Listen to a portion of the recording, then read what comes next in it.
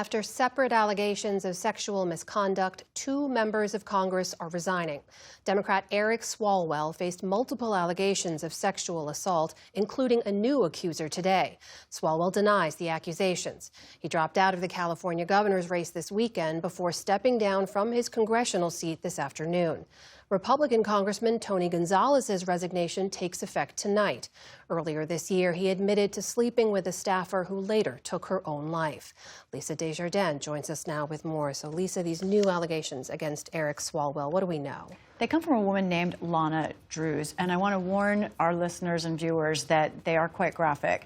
Now, Drews says she met Swalwell in 2018. She had a boyfriend at the time. She saw him as a political and business contact. At one point, she says she had a glass of wine with him. And she said in her account, Swalwell told her he needed to get some papers from his hotel room. She went with him to the hotel room, and because of what happened after that, she believes she was drugged. When I arrived at his hotel room, I was already incapacitated and I couldn't move my arms or my body. He raped me and he choked me. And while he was choking me, I lost consciousness. And I thought I died. An attorney for Swalwell told the New York Times that he unequivocally denies every allegation of assault against him. Now, Drew's attorney says that there are more women who have contacted them. She is the 5th woman to come forward in reporting and publicly. 2 others of those women say that they described getting drinks with Swalwell and also not remembering how they got to the hotel room. In their versions, they said that they were drunk at the time. Now, Swalwell's political career appears to be over. However, he could now face criminal charges. Lana Drews and her attorney presented her testimony and evidence to the police. Swalwell, meanwhile, has now resigned, as you pointed out. Where does all of this leave the balance of power in the House? Right. Let's talk about it. Actually, there are 2 members who are leaving. There is one who is coming. We have a new member about to be sworn in. That is Clay Fuller of Georgia. He's replacing Marjorie Taylor Greene, who resigned at the beginning of this year. So after the resignations, basically tomorrow, and that new member coming in, here's where things stand. 216 Republicans, 213 Democrats. There's 1 independent, though, who generally votes Republican. So add all this up, Amna, and what you got is that Republicans now have a 2-vote margin, which,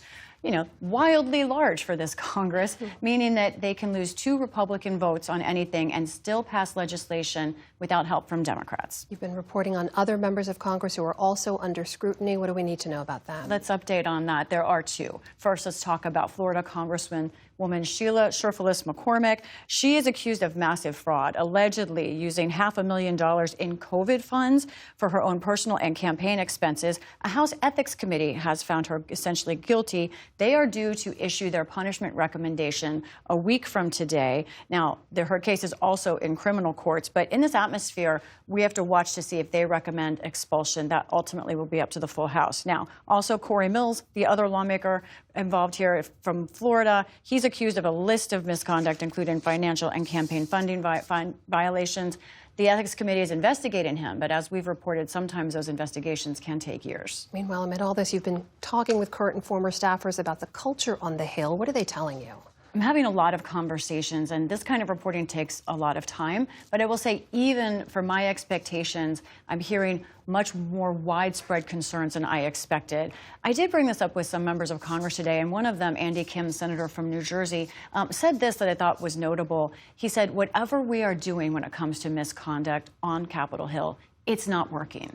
The question is, will lawmakers actually change the way that they and their senior staff are scrutinized? Congressional correspondent Lisa Desjardins, thank you as always. You're welcome.